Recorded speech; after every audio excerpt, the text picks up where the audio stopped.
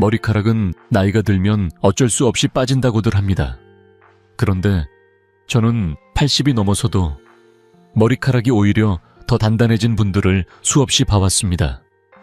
그 차이는 유전자도 돈도 아니었습니다. 아주 사소해 보이는 선택. 버리느냐 쓰느냐의 차이였습니다. 나이가 들수록 머리숱이 줄고 머리카락의 힘이 없어지는 건 많은 분들이 당연하게 받아들이는 변화입니다. 그래서 거울을 볼 때마다 한숨이 나오고 머리를 감고 나면 배수구에 쌓인 머리카락을 일부러 보지 않으려 고개를 돌리기도 합니다. 값비싼 샴푸를 바꿔보고 좋다는 관리법을 따라해봐도 큰 변화가 없을 때 마음속에서는 점점 체념이 먼저 자리를 잡게 됩니다. 오늘 저는 그 체념에 대해 조금 다른 이야기를 해보려 합니다. 저는 올해로 85살, 평생을 노인 환자 곁에서 보내온 의사 이승호입니다. 거의 50년에 가까운 시간 동안 진료실에서 수만 명의 어르신들을 만나며 몸의 변화와 마음의 변화를 함께 지켜봐 왔습니다.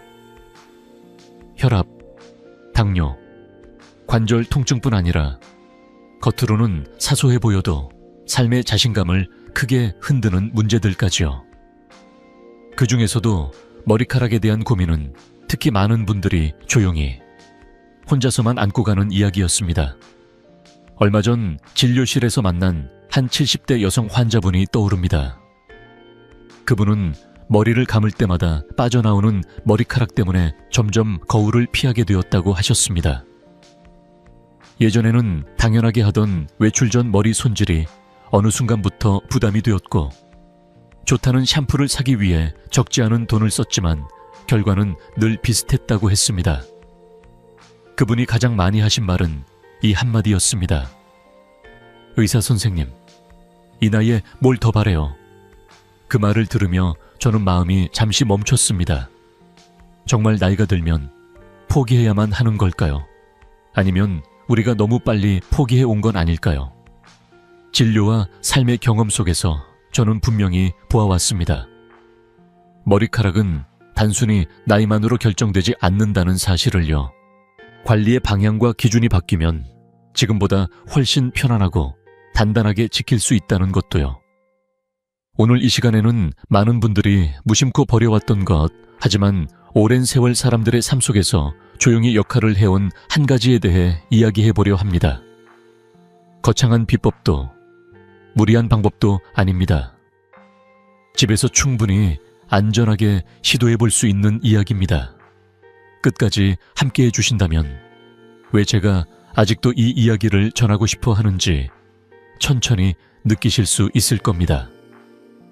탈모의 시작은 머리카락이 아니라 두피의 환경 변화입니다. 이 말을 들으면 조금 낯설게 느끼시는 분들도 계실 겁니다. 우리는 흔히 머리카락이 빠지기 시작하면 그때서야 문제를 인식합니다. 눈에 보이는 것이 머리카락이기 때문이지요. 하지만 오랜 시간 진료실에서 수많은 어르신들을 지켜보며 저는 분명히 알게 되었습니다. 머리카락은 결과일 뿐이고 그 이전에 반드시 변화하는 것이 따로 있다는 사실을요. 나이가 들면 우리 몸은 서서히 속도를 늦춥니다. 피부가 건조해지고 상처가 회복되는데 시간이 더 걸리듯이 두피 역시 예외가 아닙니다. 젊었을 때는 특별히 신경 쓰지 않아도 균형을 유지하던 두피 환경이 어느 순간부터 조금씩 무너지기 시작합니다. 그 변화는 아주 조용해서 대부분은 알아차리지 못한 채 지나가 버립니다. 첫 번째 변화는 두피의 유분이 줄어드는 것입니다.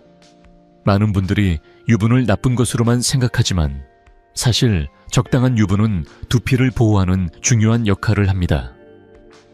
나이가 들수록 유분 분비가 줄어들면 두피는 쉽게 건조해지고 외부 자극에 그대로 노출됩니다.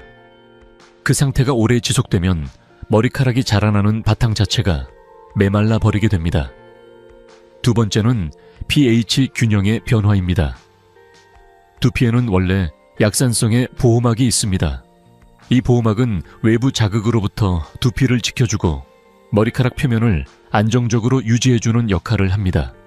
하지만 잦은 세정, 강한 제품 사용, 그리고 노화가 겹치면서 이 균형이 깨지면 보호막은 점점 약해집니다. 보호막이 무너지면 머리카락은 더 쉽게 거칠어지고 윤기를 잃게 됩니다. 세 번째는 미네랄과 수분을 흡수하는 능력이 떨어진다는 점입니다. 머리카락 자체는 살아있는 조직이 아니지만 두피는 분명히 살아있는 조직입니다. 다시 말해, 두피는 머리카락을 키우는 토양과도 같습니다. 토양이 영양을 흡수하지 못하면 그 위에서 자라는 식물이 약해지는 것은 너무도 당연한 일입니다.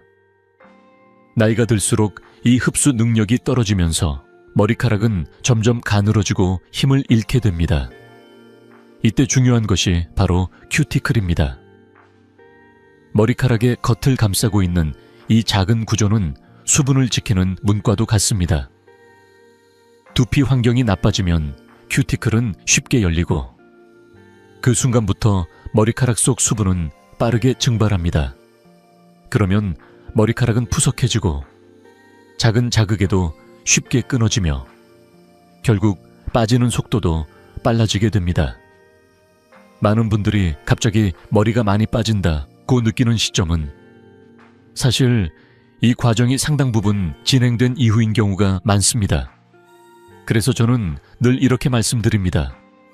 머리카락을 지키고 싶다면 머리카락만 보지 말고 두피를 먼저 보셔야 합니다. 더 강하게 씻어내고 더 자주 닦아내는 관리로는 이 문제를 해결하기 어렵습니다.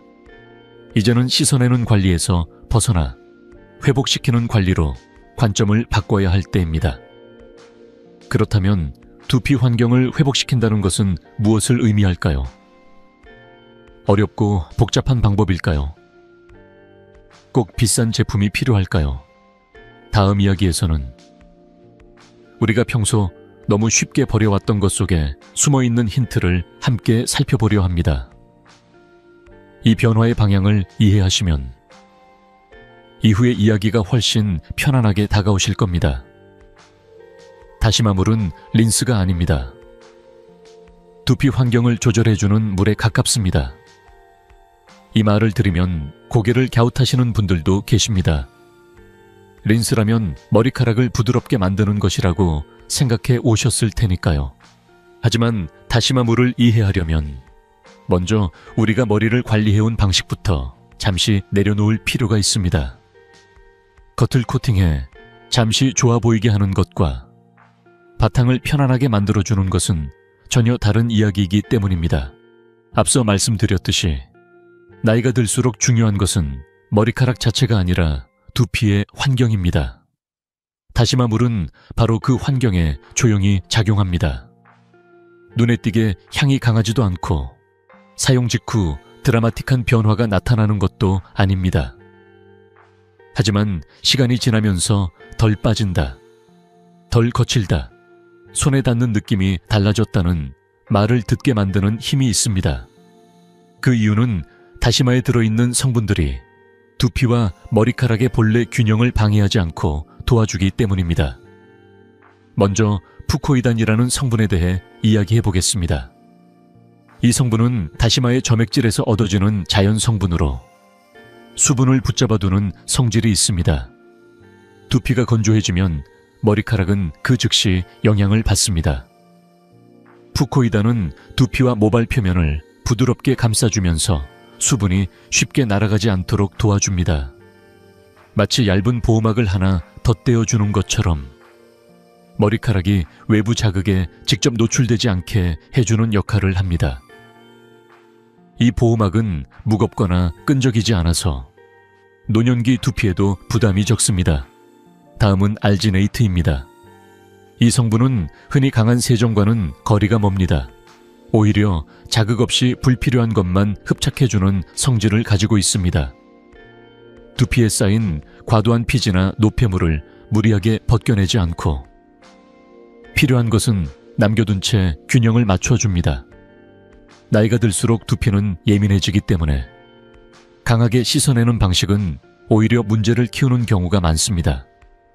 알지네이트는 그 반대의 길을 택합니다. 조용히, 하지만 꾸준히 두피를 편안하게 만들어줍니다. 그리고 다시마 물에는 여러 가지 천연 미네랄이 들어있습니다. 칼슘, 마그네슘, 철분과 같은 미네랄은 머리카락을 직접적으로 자라게 하는 마법 같은 성분은 아닙니다. 하지만 모낭이 제 역할을 하는 데 필요한 기본적인 대사를 돕는 데에는 분명한 의미가 있습니다. 토양의 미량의 영양이 꾸준히 공급되면 식물이 급격히 자라지는 않더라도 쉽게 시들지 않는 것과 비슷합니다. 머리카락의 굵기와 탄력이 조금씩 유지되는 이유도 여기에 있습니다. 이 모든 작용을 한마디로 정리하면 이렇습니다. 다시마 물은 머리카락을 감싸고 큐티클을 닫아주며 그 상태를 유지하도록 돕습니다. 감싸고 닫고 유지하는 과정입니다. 사용 직후에는 머리카락이 한결 차분해졌다는 느낌을 받을 수 있고, 이것이 즉각적인 효과라면 시간이 지나면서 끊어짐이 줄고 두피가 편안해지는 것은 누적된 효과라고 할 수 있습니다. 어느 날 갑자기 확 달라지는 것이 아니라 어느 순간 돌아보니 덜 힘들어졌다는 변화에 가깝습니다.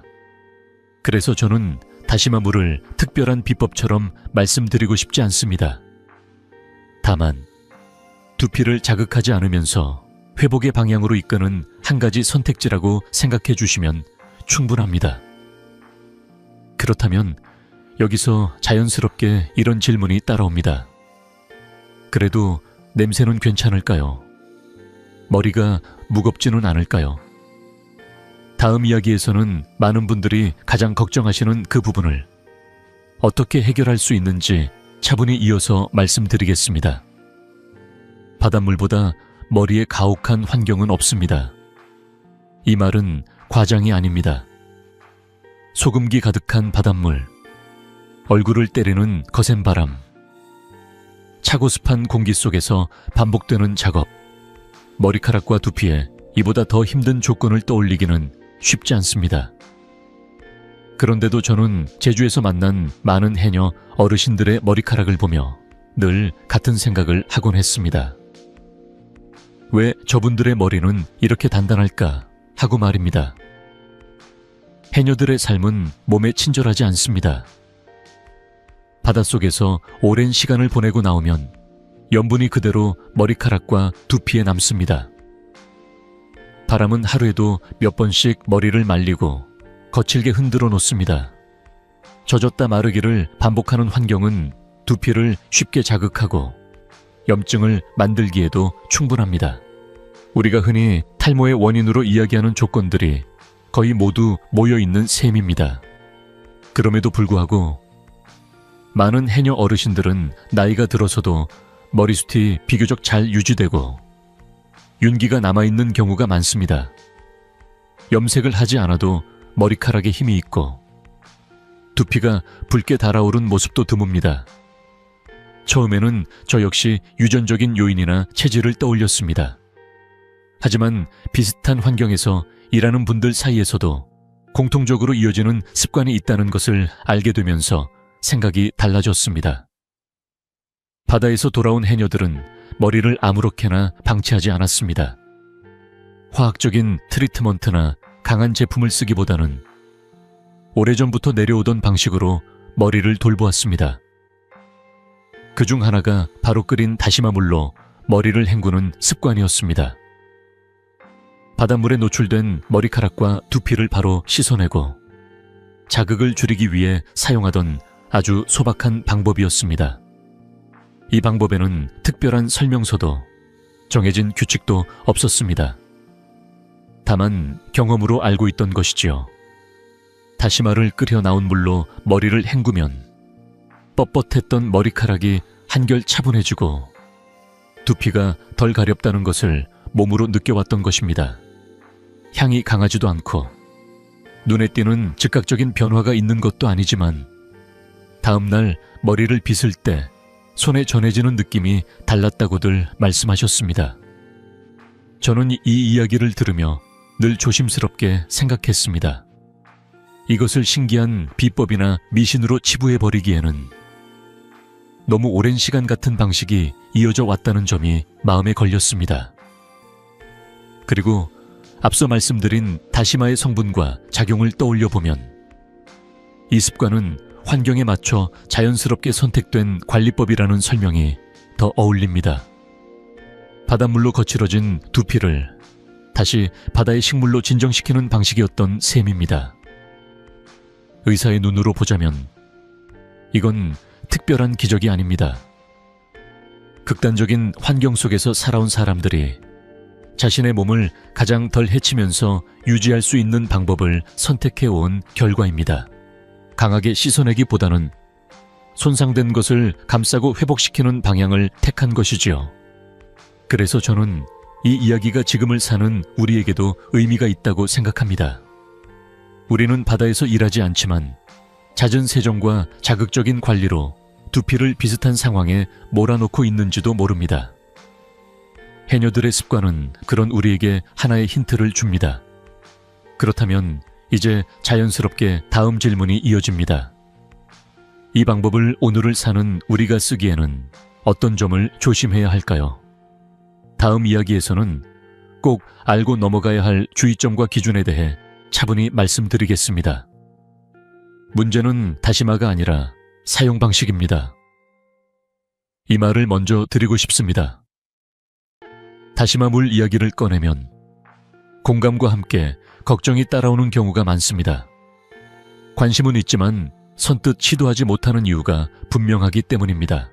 진료실에서도 강연 자리에서도 가장 많이 듣는 반론은 늘 비슷했습니다. 냄새가 나지 않을까? 머리가 떡지지는 않을까? 헹군 뒤에 뭔가 남아 불편하지는 않을까 하는 질문들입니다.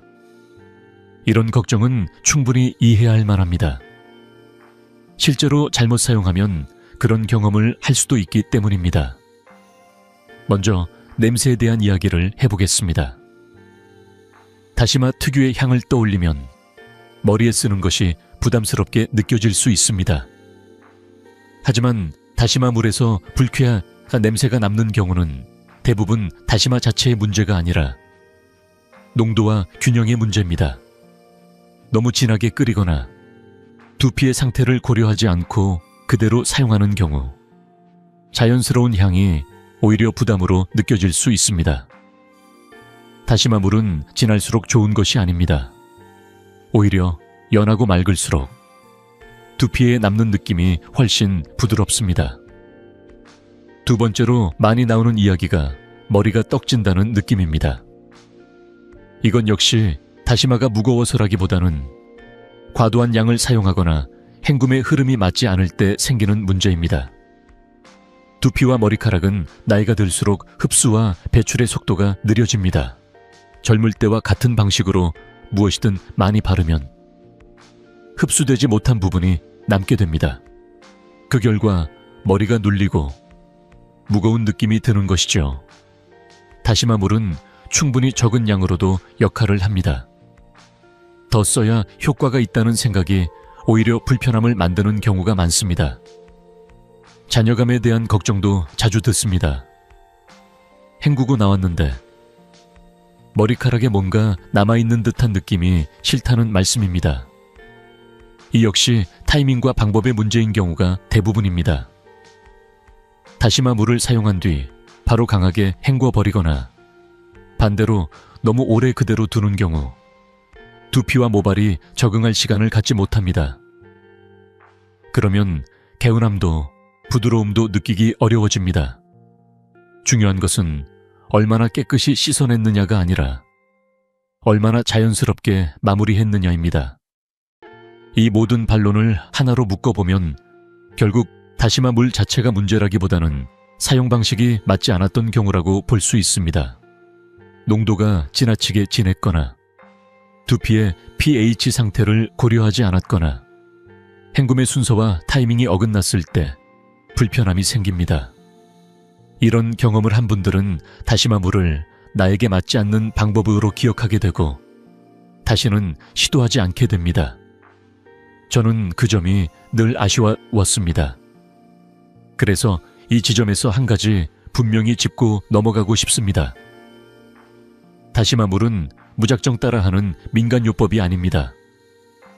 두피의 상태를 이해하고 균형을 맞추는 방식으로 접근해야 비로소 편안함을 줍니다. 그리고 그 균형을 잡아주는데 중요한 역할을 하는 것이 하나 더 있습니다. 많은 분들이 예상하지 못하지만 바로 그 요소가 다시마물의 단점을 보완해주는 열쇠가 됩니다. 다음 이야기에서는 냄새와 떡짐, 잔여감에 대한 걱정을 어떻게 자연스럽게 줄일 수 있는지, 그리고 왜 어떤 조합이 다시마물의 역할을 더 또렷하게 만들어주는지 차분히 이어서 말씀드리겠습니다. 이 부분을 이해하시면 다시마물을 바라보는 마음이 훨씬 가벼워지실 겁니다. 식초는 냄새 제거제가 아닙니다. 이 말을 먼저 드리고 싶습니다. 많은 분들이 다시마물에 식초를 더한다고 하면 가장 먼저 떠올리는 이유가 냄새 때문입니다. 다시마 특유의 향을 없애기 위해 식초를 넣는다고 생각하시죠. 물론 결과적으로 냄새가 줄어들 수는 있습니다. 하지만 그것은 식초의 역할 중 아주 작은 부분일 뿐입니다.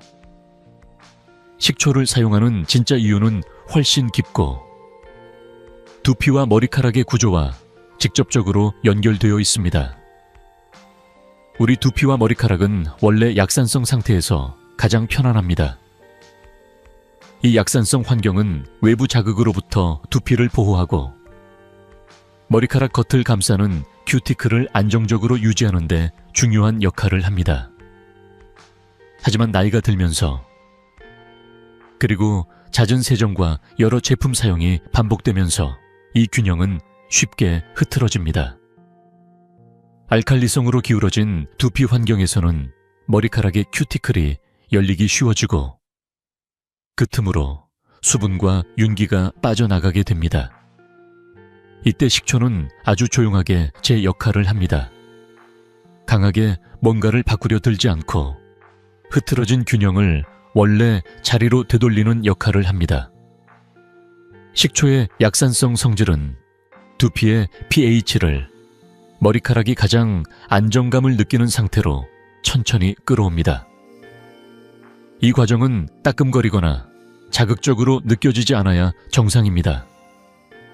제대로 희석된 식초는 두피를 놀라게 하지 않고 오히려 긴장을 풀어주는 방향으로 작용합니다. pH가 안정되면 자연스럽게 큐티클의 상태도 달라집니다.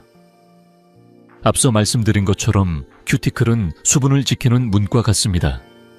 문이 열려 있으면 안의 것이 빠져나가고 닫히면 보호가 이루어집니다.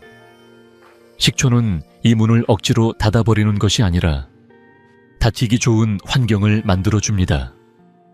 그 결과 머리카락 표면이 한결 매끄러워지고 손으로 만졌을 때의 감촉도 부드러워집니다. 많은 분들이 느끼는 자연스러운 광택은 바로 이 과정에서 생겨납니다. 여기서 다시마 물과의 관계를 떠올려 보셔야 합니다.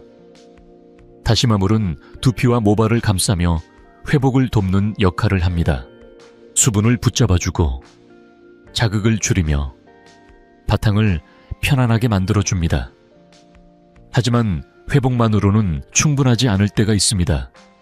정리가 되지 않으면 좋은 성분도 제자리를 찾지 못하고 흩어질 수 있습니다. 이때 식초는 정렬의 역할을 합니다. 감싸진 상태를 정돈하고 흐트러진 균형을 맞춰주는 마무리 단계라고 생각하시면 됩니다. 그래서 저는 다시마와 식초의 관계를 이렇게 설명합니다. 다시마는 회복이고 식초는 정렬입니다. 둘 중 하나만으로도 어느 정도의 도움은 받을 수 있지만 함께 사용할 때 비로소 방향이 또렷해집니다. 다시마가 두피를 쉬게 해준다면 식초는 그 쉼이 오래 유지되도록 도와줍니다. 이 조합은 누군가를 단번에 바꾸는 방법이 아니라 조금 더 편안한 상태를 오래 유지하게 해주는 방식입니다. 중요한 것은 욕심을 내지 않는 것입니다. 식초를 많이 넣을수록 효과가 커진다고 생각하면 오히려 균형은 깨집니다. 약산성이라는 기준을 넘어서면 두피는 다시 긴장하게 됩니다. 그래서 이 방법은 언제나 적당함이 핵심입니다. 너무 강하지 않게, 너무 자주 쓰지 않게, 몸이 받아들이는 속도에 맞추는 것이 중요합니다. 이제 다음으로 자연스럽게 이어질 이야기가 있습니다. 아무리 좋은 조합이라도 모든 상황에서 사용할 수 있는 것은 아닙니다. 어떤 경우에는 잠시 쉬어야 하고 어떤 기준은 반드시 지켜야 합니다. 다음 이야기에서는 다시마 물과 식초를 사용할 때 꼭 알고 있어야 할 주의점과 안전하게 이어가는 방법에 대해 차분히 말씀드리겠습니다. 좋은 것도 자주 쓰면 독이 됩니다. 이 말은 약을 이야기할 때만 해당되는 것이 아닙니다. 자연에서 얻은 방법일수록 오히려 더 조심스럽게 다루어야 합니다. 다시마 물과 식초 역시 마찬가지입니다. 순하고 부드러운 방법이기 때문에 누구에게나 언제나 괜찮을 것이라고 생각하기 쉽지만 실제로는 몇 가지 분명한 기준이 필요합니다. 이 기준을 지키느냐, 지키지 않느냐에 따라 이 방법은 도움이 될 수도 부담이 될 수도 있습니다. 먼저 꼭 짚고 넘어가야 할 것은 사용을 피해야 하는 경우입니다. 두피에 상처가 있거나 긁혀서 진물이 나고 있는 상태라면 어떤 이유에서든 이 방법은 잠시 미뤄야 합니다. 다시마 물과 식초는 자극적인 방법은 아니지만 상처난 피부에는 작은 변화도 부담이 될 수 있습니다. 회복이 먼저이고 관리 방법은 그 다음입니다. 두피가 완전히 진정된 뒤에 다시 시작해도 늦지 않습니다. 염증이 있는 경우도 마찬가지입니다. 두피가 붉게 달아오르거나 만졌을 때 열감이 느껴지고 가려움이 심하다면 이는 관리의 문제가 아니라 치료의 영역에 가까울 수 있습니다. 이런 상태에서 새로운 방법을 더하면 원인을 가리기 어려워지고 회복도 더뎌질 수 있습니다. 저는 늘 말씀드립니다. 두피가 아프다는 신호를 보낼 때는 무언가를 더하려 하지 말고 잠시 멈추는 것이 가장 현명한 선택이라고 말입니다. 또 하나 중요한 점은 해산물 알레르기입니다. 다시마는 바다에서 온 식물입니다. 평소 해조류를 먹었을 때 불편함이 있었던 분들이라면 두피에 사용하는 것도 조심해야 합니다. 피부는 생각보다 민감하게 반응할 수 있습니다. 먹는 건 괜찮은데 바르는 건 괜찮지 않을까라고 생각하실 수도 있지만 반대의 경우도 있습니다. 조금이라도 걱정이 된다면 이 방법은 시도하지 않는 것이 좋습니다. 건강관리에는 언제나 괜찮겠지보다 안전하자가 우선입니다. 주의해야 할 것은 사용 조건뿐만이 아닙니다. 기대치를 어떻게 설정하느냐도 매우 중요합니다. 다시마 물과 식초를 소개하면서 저는 단 한 번도 머리카락이 다시 자란다거나 없던 숱이 생긴다는 표현을 쓰지 않았습니다. 이 방법은 발모를 약속하는 방식이 아닙니다. 이미 빠져버린 머리카락을 되돌리는 기적의 해결책도 아닙니다. 이 방법의 핵심은 유지와 강화, 그리고 끊어짐을 줄이는 데 있습니다. 지금 남아있는 머리카락이 더 빨리 약해지지 않도록 돕고 두피 환경을 편안하게 만들어 머리카락이 버틸 수 있는 조건을 만들어주는 것입니다. 많은 분들이 어느 날 보니 덜 빠지는 것 같다, 머리를 빗을 때 손에 걸리는 느낌이 줄었다고 말씀하십니다. 이런 변화가 바로 이 방법이 줄 수 있는 현실적인 결과입니다. 기대가 과하면 실망도 커집니다. 그리고 그 실망은 좋은 방법마저 쉽게 포기하게 만듭니다. 저는 이 부분이 늘 안타까웠습니다. 분명히 도움이 될 수 있는 관리임에도 불구하고 너무 큰 기대 때문에 한두 번 써보고 역시 안 되네라며 돌아서는 분들을 많이 보았기 때문입니다. 이 방법은 서두를수록 멀어지는 방식입니다. 그래서 다시 한번 강조하고 싶습니다. 다시마 물과 식초는 두피를 달래고 머리카락이 버틸 수 있는 환경을 만들어주는 조용한 관리입니다. 몸의 속도에 맞춰 천천히 가는 방법입니다. 이 기준을 이해하고 받아들인 분들일수록 오히려 더 오래 편안하게 이어가십니다. 이제 다음으로는 많은 분들이 가장 궁금해 하시는 부분으로 넘어가 보겠습니다. 그렇다면 실제로는 어떻게 써야 부담 없이 안전하게 이 방법을 이어갈 수 있을까요? 다음 이야기에서는 구체적인 사용 흐름과 노년기 두피에 맞춘 현실적인 방법을 차분히 말씀드리겠습니다. 이제부터는 많은 분들이 가장 궁금해 하시는 부분을 차분히 말씀드리겠습니다.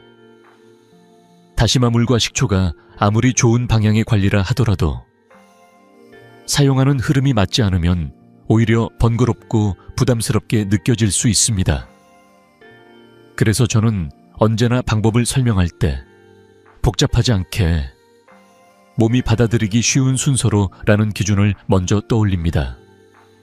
가장 먼저 기억하셔야 할 것은 이 관리가 샴푸 후 단계라는 점입니다.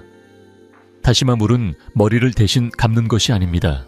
이미 머리를 한번 깨끗하게 감아낸 뒤 두피와 머리카락이 가장 편안해진 상태에서 이어지는 관리입니다. 샴푸는 평소 사용하시던 순한 제품으로 두피를 문지르듯 세게 하지 말고 부드럽게 마무리해 주시면 충분합니다. 이 단계에서 이미 과한 세정은 피하는 것이 좋습니다. 그 다음이 많은 분들이 가장 헷갈려 하시는 농도입니다. 다시마 물과 식초는 진할수록 좋은 것이 아닙니다. 오히려 이 정도로 연해도 될까 싶을 만큼 가벼운 농도가 적당합니다.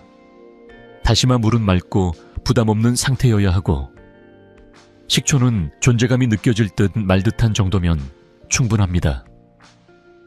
코를 가까이 대지 않으면 거의 느껴지지 않는 수준이 가장 이상적입니다. 이 농도가 바로 두피가 긴장하지 않고 받아들일 수 있는 기준입니다. 이제 머리에 천천히 적셔줍니다. 이때 중요한 것은 붓는다가 아니라 적신다는 느낌입니다. 손으로 두피에 살짝 얹듯이 머리카락 사이사이에 물이 닿도록 해주면 됩니다. 그 다음은 5분에서 10분 정도의 짧은 시간입니다. 길게 할수록 좋을 것 같지만 이 관리의 목적은 오래 붙잡아 두는 것이 아니라 잠시 쉬게 해주는 데 있습니다. 손끝으로 두피를 누르듯 가볍게 마사지해 주시면 충분합니다. 이때 통증이 느껴지거나 따끔거림이 있다면 그 즉시 중단하셔야 합니다. 시간이 지나면 헹굼 단계로 넘어갑니다. 여기서도 많은 분들이 실수하십니다.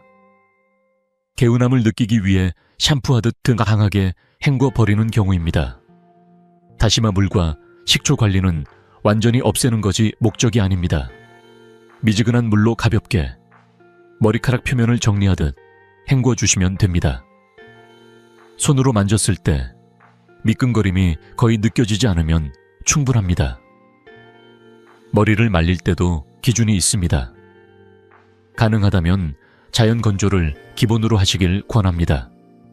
수건으로 물기를 눌러 제거한 뒤 바람이 잘 통하는 곳에서 말리는 것이 가장 좋습니다. 드라이기를 사용해야 한다면 뜨거운 바람은 피하고 두피에 너무 가까이 대지 않는 것이 중요합니다. 여른 두피를 다시 건조하게 만들고 우리가 앞에서 만들어 놓은 균형을 쉽게 깨뜨릴 수 있습니다. 노년층에게 특히 강조하고 싶은 점이 몇 가지 있습니다. 첫째, 열은 최소화할수록 좋습니다. 머리카락이 얇아질수록 열에 대한 저항력도 함께 줄어듭니다. 둘째, 이 관리는 주일 2회면 충분합니다. 더 자주 한다고 효과가 빨라지지 않습니다. 오히려 두피가 적응할 시간을 주지 않으면 좋은 관리도 부담으로 느껴질 수 있습니다. 이 방법은 꾸준함이 핵심이지 빈도가 핵심이 아닙니다. 이렇게 보면 특별할 것 없는 과정처럼 느껴질지도 모릅니다. 하지만 바로 이 평범함이 이 관리의 장점입니다. 일상에 무리 없이 들어올 수 있고 어느 날 갑자기 빠져버려도 문제가 되지 않습니다. 몸이 받아들이는 속도에 맞춰 천천히 이어갈 수 있는 방식이기 때문입니다. 이제 다시 한 걸음 물러서서 생각해 볼 차례입니다. 머리카락을 지킨다는 것은 단순히 겉모습을 붙잡는 일이 아니라 내 몸을 대하는 태도를 돌아보는 일이기도 합니다. 다음 이야기에서는 이 관리법을 넘어 머리카락을 오래 유지하기 위해 우리가 일상에서 함께 가져가야 할 생활의 방향에 대해 차분히 이어서 말씀드리겠습니다. 머리카락은 몸의 속도를 그대로 따라갑니다. 이 말은 제가 오랜 시간 환자분들을 만나며 마음속에 남겨온 문장입니다. 머리카락은 혼자서 늙지 않습니다. 몸이 지치면 함께 지치고 회복되면 함께 숨을 고릅니다. 그래서 머리카락을 오래 지키는 일은 사실 몸 전체의 리듬을 어떻게 대하느냐의 문제이기도 합니다. 많은 분들이 머리카락이 약해지기 시작하면 관리의 강도를 높입니다. 더 자주 감고 더 강한 제품을 쓰고 눈에 띄는 변화를 기대합니다. 하지만 나이가 들수록 이 방식은 오히려 반대의 결과를 부르기 쉽습니다. 과한 세정은 두피가 스스로를 보호할 시간을 빼앗습니다. 하루에도 여러 번 머리를 감거나 개운함을 느끼기 위해 강하게 문지르는 습관은 두피를 깨끗하게 만드는 것이 아니라 점점 더 예민하게 만들 뿐입니다. 두피가 긴장하면 머리카락도 함께 움츠러듭니다. 잦은 염색 역시 마찬가지입니다. 새치가 눈에 띄기 시작하면 마음이 먼저 불편해집니다. 그래서 간격을 줄여 염색을 하게 되고 그럴수록 두피는 쉴 틈을 잃습니다. 염색 자체를 모두 피하라는 이야기는 아닙니다. 다만 빈도를 조절하고 염색 후에는 반드시 회복의 시간을 주는 태도가 필요합니다. 색을 유지하는 것보다 중요한 것은 머리카락이 버틸 수 있는 상태를 남겨두는 일입니다. 반대로 함께 병행하면 좋은 것들은 아주 기본적인 것들입니다. 충분한 수면은 그 중에서도 가장 중요합니다. 잠을 자는 동안 몸은 낮 동안 미뤄두었던 회복을 시작합니다. 두피 역시 이 시간에 혈류가 안정되고 불필요한 긴장이 풀립니다. 잠을 좀 못 자도 괜찮겠지라는 생각이 반복되면 머리카락은 가장 먼저 그 신호를 드러냅니다. 식사 역시 빼놓을 수 없습니다. 특별한 보양식을 찾을 필요는 없습니다. 다만 미네랄이 자연스럽게 들어있는 식사를 꾸준히 이어가는 것이 중요합니다. 해조류, 제철 채소, 너무 가공되지 않은 음식들은 몸에 부담을 주지 않으면서 필요한 요소를 채워줍니다. 머리카락은 이런 작은 선택들을 고스란히 기억합니다. 그리고 많은 분들이 간과하지만 마음의 속도도 머리카락에 영향을 줍니다. 늘 조급하고 스스로를 몰아붙이는 상태에서는 몸이 회복의 신호를 받기 어렵습니다. 이 정도면 됐다는 마음. 오늘은 이만해도 충분하다는 생각이 두피와 머리카락을 함께 편안하게 만듭니다. 관리란 무엇을 더하는 일이기 전에 무엇을 덜어내는 일일지도 모릅니다. 이렇게 보면 두피 관리와 전신 관리는 결국 하나의 이야기로 이어집니다. 머리카락만 따로 떼어 관리할 수는 없습니다. 몸 전체의 리듬이 안정될 때 머리카락도 그 흐름을 따라옵니다. 그래서 저는 노화를 잃어가는 과정이라기보다 관리 방식이 바뀌어야 하는 시점이라고 생각합니다. 젊을 때의 속도로, 젊을 때의 방법을 그대로 가져가는 것이 오히려 가장 큰 부담이 됩니다. 이제 이 영상의 끝자락으로 가면서 다시 처음의 질문으로 돌아가 보려 합니다. 우리는 왜 그렇게 쉽게 포기해 왔을까요? 그리고 정말로 포기해야만 했을까요? 다음 이야기에서는 오늘 나눈 모든 이야기를 천천히 정리하며 나이 들어도 스스로를 돌보는 태도에 대해 마지막으로 말씀드리겠습니다.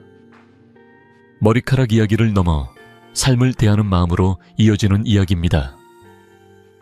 이제 오늘 이야기를 천천히 정리해 보겠습니다. 제가 긴 시간을 들여 다시마 물 이야기를 꺼낸 이유는 이것이 어떤 기적의 비법이어서가 아닙니다. 다시마 물은 머리카락을 갑자기 풍성하게 만들어주는 마술 같은 존재가 아닙니다. 다만 우리가 너무 빠른 변화만 기대하며 놓쳐왔던 지속 가능한 선택 중 하나일 뿐입니다. 두피를 자극하지 않고 몸의 속도에 맞춰 천천히 회복을 돕는 방법이라는 점에서 의미가 있습니다. 오늘 나눈 이야기를 돌아보면 핵심은 아주 단순합니다. 머리카락이 약해지는 것은 하루아침의 일이 아니듯 지키는 일도 하루아침에 끝나지 않습니다. 씻어내는 관리에서 회복하는 관리로 더 강하게가 아니라 더 부드럽게 방향을 바꾸는 것. 그 작은 전환이 시간이 지나면서 분명한 차이를 만들어냅니다. 다시마 물과 식초는 그 전환을 도와주는 하나의 도구일 뿐이고 가장 중요한 것은 스스로를 대하는 태도입니다. 저는 진료실에서 오랜 시간 이런 장면을 보아왔습니다. 너무 늦었다고 생각해 스스로를 포기해버리는 순간들 말입니다. 하지만 자세히 들여다보면 정말 늦은 경우는 생각보다 많지 않습니다. 우리는 너무 많은 것을 쉽게 버립니다. 쓸모없어졌다고, 나이가 들었다고, 예전 같지 않다고 말하며 말이지요. 자연도 그렇고 사람도 그렇습니다. 돌보지 않으면 멀어지지만 다시 바라보기 시작하면 아직 남아있는 것들이 분명히 있습니다. 그래서 다음번에 다시마를 끓이게 되신다면 잠시만 멈춰서 생각해 보셨으면 합니다. 그 물을 아무 생각 없이 싱크대로 흘려보내기 전에 오늘 내 몸은 어땠는지, 내 머리는 어떤 신호를 보내고 있는지 한 번쯤 떠올려 보시길 바랍니다. 그 작은 관심이 관리의 시작이 될 수 있습니다. 이 채널에서는 앞으로도 어렵지 않고 무리하지 않으며 나이든 몸이 받아들이기 쉬운 건강 이야기를 계속 나누려 합니다.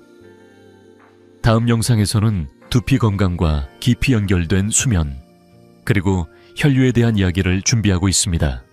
오늘 이야기가 도움이 되셨다면 구독으로 함께 해주시고 다음 시간에도 편안한 마음으로 다시 만나 뵙겠습니다.